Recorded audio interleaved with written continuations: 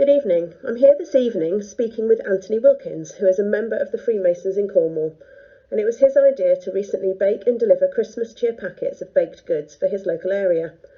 Anthony is the Junior Warden and Charity Steward of Penwith Lodge, number 8538, one of a number of lodges that meet in this very building here in Hale.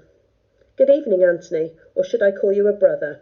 A worshipful brother, master, warden, or what? Hi there, how are you doing?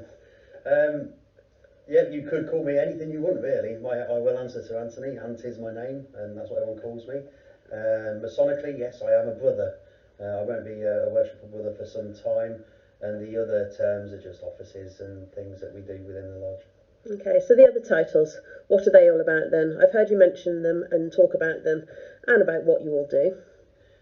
Well, basically, anybody who joins the Freemasons is a brother. You know, once you're initiated into the first degree, you will be called a brother in lodge, and around this building, you know, at the dinner afterwards, the festive board, everyone refers to each other as brother and worshipful brother. The only differences with those between brother and worshipful brother is the fact that a worshipful brother will be someone who has actually sat in the big chair, the boss of the lodge, who will be called a worshipful master. As soon as you sit in that chair, you become the worshipful brother. And the other terms, you have mentioned a few of them there. They are lodge jobs, you know, things that we do within the temple, and it is a progressional thing that you do. You take turns in each of the posts until you sit in the chair yourself. So is this likely to happen for you, and if so, when? Well, yeah, I'm the junior warden, as you mentioned earlier. I'm the charity steward for this lodge. The charity steward is one of the roles that can be taken on by any brother, but the junior warden is one of the progressional roles. So therefore, there's a certain set of progression that you can take on the way to the chair. And now I'm a warden, I'm a junior warden, I'll become the senior warden, and then after that it will be the worshipful master. So you're looking at another 2 or 3 years. And what about the old adage that only men can become Freemasons? I understand that this isn't quite correct, so if you'd like to enlighten me. Yeah, it is a misconception. You could say that only men are Freemasons. It is a male fraternal order. But there are female Freemasons as well, and we do recognise them. We converse with them quite a lot. There's social events and charitable events, and we do talk about Masonic matters with each other. There's no reason why not. The only thing is we would never actually sit in a tiled lodge, that's in the lodge room itself, in a proper full-on Masonic meeting, because, you know, we are a male organisation, they are a female organisation, although everything is exactly the same. And that's just the way it is. There's been male and female organisations since time immemorial. You know, take the Women's Institute, for instance. They are females only, but one of the things they do when they're having their charitable events or their a party, whether it's a dinner, a dance, or whatever they're doing at the time, you know, their families come along, the partners, the other halves, and the kids. You know, people will all sort of congregate together. So it is, even though this is a male fraternity, yes, there are female Freemasons. There's the HFAF, HFAF, and the OWF, all the Women's Freemasons, and they have their own lodges, but they work very similarly to us, and it is a very much a family-orientated environment, other than the lodge meeting itself. Okay, and that's no different to, you know, going to watch a rugby match. The people who are playing in the teams will play the game, and then afterwards everybody gets together, has a drink, something to eat, and socialises. It's exactly the same concept, really. Okay, so we're in this building here to talk to you about the charity work that you're doing, but I am quite out of interest. I'm quite interested to know, what is this place here? It does seem a little bit like an old pub. We're in a front room, and there's a little back room at the back, almost like a village hall. Yeah, this building itself, it was the old White Hart Hotel in Hale, and the White Hart Hotel, of course, now is essentially it's moved next door. That was built, and then this building was either sold or bought to or by Freemasons and became the Masonic Complex. We call it Hale Masonic Complex because there's more than just one lodge that meets here, as well as the progressive orders, other than the normal 3 degrees of the craft. This front room here is part of the oldest part of the building. This literally is the entrance to the old White Hart Hotel. So on a cold evening, you can see yourself coming in, getting a pint at the bar, which is just over there. I know you can't see it on the video, but it's just over there. And then once you've had maybe a bit of stew, and back in the day, you'd retire to the rooms upstairs. So, you know, this is literally a hotel that's been converted. And the back room is a That's a new addition. It's long before my time, but it's a newer part of the building, and that is like a smaller village hall. You know, there is another bar in there. There's a wooden floor, but it can be a dance floor. There's a little stage at the back, and there's kitchens and, you know, the normal necessities at the back of the hall as well. So it can be used as a dining facility, which we do. Social events, charitable events. We have horse racing nights.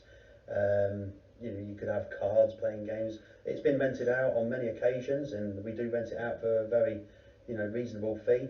And anything that's made by the Hale complex is used purely for the upkeep of the building, and then the rest of it will go to charity. It all goes into the Masonic Charity Foundation, one way or the other, and you know that money is used all over the country. It comes together, and it's centrally issued from up in London. You see it all around. The blood bikes down in Cornwall, ambulances, air ambulance, fire engines. You know, the Masonic insignia is all over the place from the money that's given. There's a lot of history in this building, and obviously with what you do. Anyway, back to the Christmas activity and the charity work that you've just been doing recently. Yes, so this year has been a strange year. We all know it. We can't go out visiting people.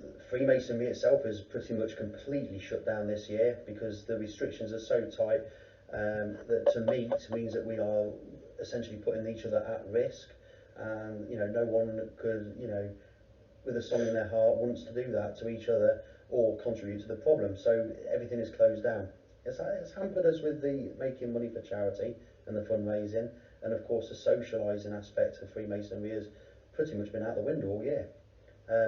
So what we do is we come up with ideas. Zoom meetings, you know, social media, everything is out there nowadays. Everybody's kept in contact, and we come up with these ideas individually or as small groups as you have been allowed to do things this year. And we just put ideas into a hat, and then we will discuss them on a meeting, and then we will act on the ideas that we all choose, you know, because it's all a big group sort of discussion, and a decision is made as a group. That's what it's all about. Normally, if we're just going to give lots of money to charity, there are rules in place so that money is all tracked and traced. You know, it has to be voted on. We have to have a proper formal meeting for that, and we've not been able to. So other things have happened. Earlier in the year, this was just purely for the Freemasons, just to keep in contact with each other. I made a load of cookies at my own house, made sure that, you know, with the catering guy, that everything was as it should be, and then delivered them around to the brethren, and it went down really well, and everybody was glad of that, you know, just that little somebody's thinking about me aspect. So with that in mind, one of the ideas I put forward to the brethren was that we could do this on a much larger scale for the local area. So residential homes is the one to have around here. There are plenty of residential homes, and we thought actually that is something we can manage just for this area only. So we had a discussion. The worshipful master took over. He has become the lead on it. You know, my idea, yes, but it's a brotherhood. We all have a go and all put our like 2 pennies worth in. So the worshipful master, his wife, my wife, our director of ceremonies, Steve, his daughter, his mother, you know, a number of the other brethren, we've all come together at various times in the building because you can only have so many people here at a time.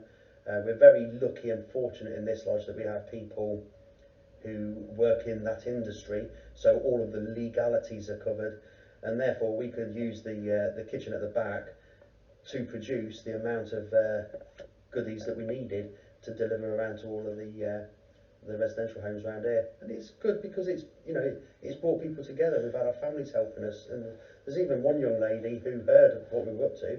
She's doing the Duke of Edinburgh scheme. She approached and said, you know, can I help? And you know, it's all credit to the girl. You know, she's a lovely girl, and an absolute credit to her family, who are actually not Masons at all. Oh, thanks, Anthony. Well, I must say that the biscuits and the cookies are absolutely delicious, as I've just managed to sample one.